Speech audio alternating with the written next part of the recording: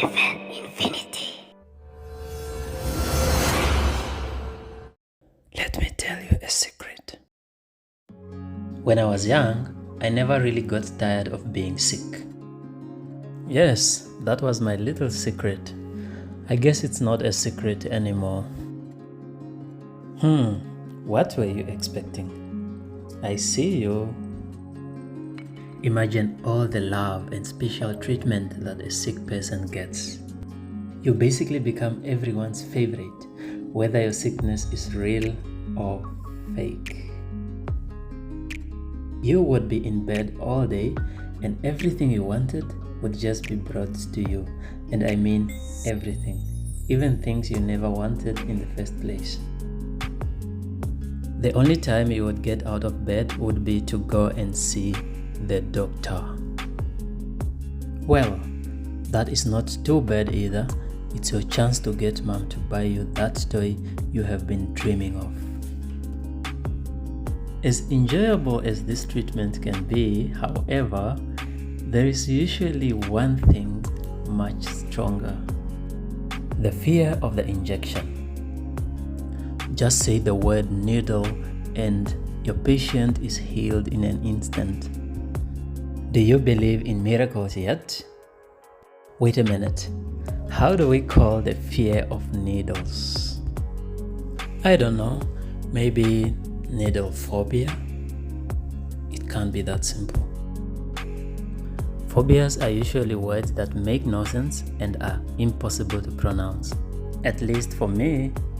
Okay then, maybe claustrophobia? No? Damn. How about hydrophobia? Dentophobia? Hemophobia? I couldn't get this one right, and I suspect neither did you. But if you think you got it right, let me know in the comments below and you'll know my answer at the end of the video. In the meantime, let's explore some of the names that are almost impossible to pronounce given to the fear of stuff out there.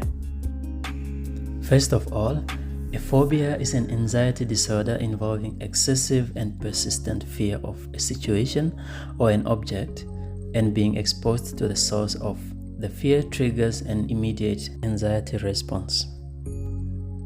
If you are like many people, this could mean that feeling you get after seeing a snake or a spider. For some people, taking a bath to be clean is a sensible practice, but the thought of being in contact with water just doesn't sit well with them. It's as if there is something in the water just waiting to swallow you whole. For the majority, this is a fear that can be conquered. Yeah, victory at last. However, a fraction of the population experiences this fear as real as it can be.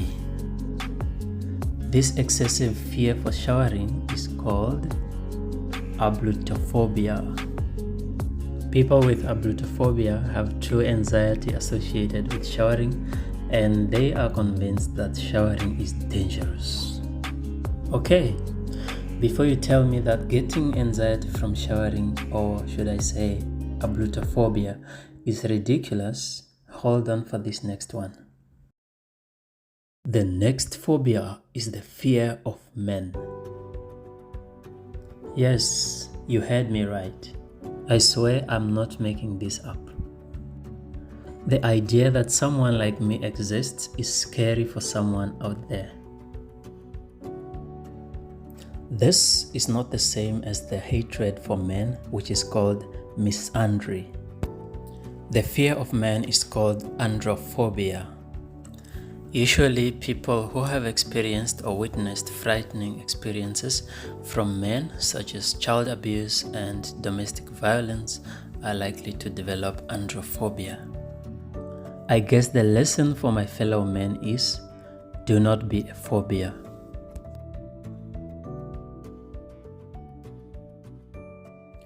What would be the reason for someone to be afraid of food? Yeah, I know. Unless you are that person, or you know someone that has the fear of food, it's easy to think that this was made up.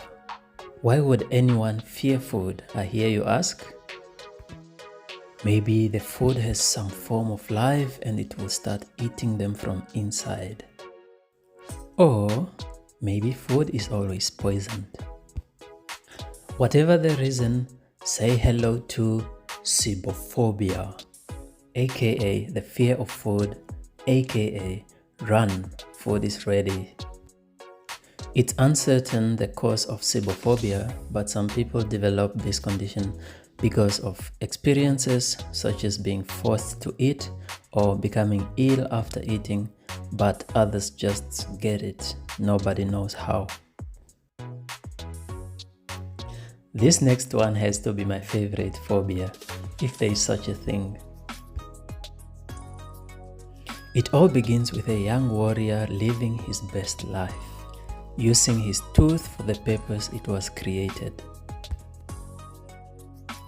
Little did he know that their partnership was not meant to last forever.